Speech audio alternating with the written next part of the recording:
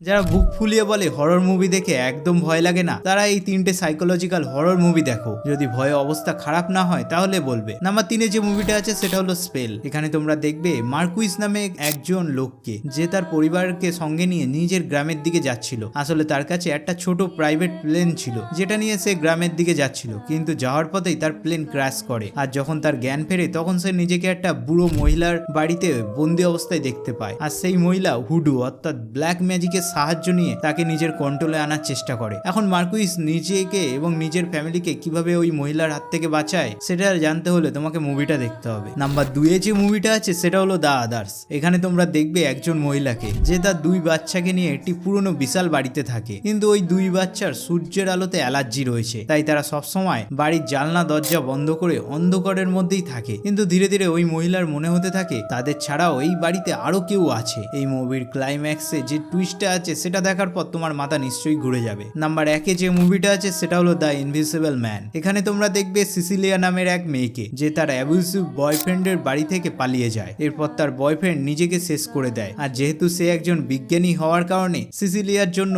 কোটি কোটি টাকার সম্পত্তি রেখে যায়। কিন্তু এরপর সিসিলিয়ার মনে হতে থাকে তার বয়ফ্রেন্ড আসলে মারা যায়নি, সে এখনো তার আশেপাশেই রয়েছে। আর এখান থেকেই শুরু হয় আসল ভয়। তোমার যদি হরর মুভিতে সাইকোলজিক্যাল থ্রিলারের টাচ ভালো লাগে তাহলে এটাকে একদমই মিস করো না। এরকম নতুন নতুন মুভির আপডেট পেতে হলে অবশ্যই লাইক, শেয়ার, সাবস্ক্রাইব করো।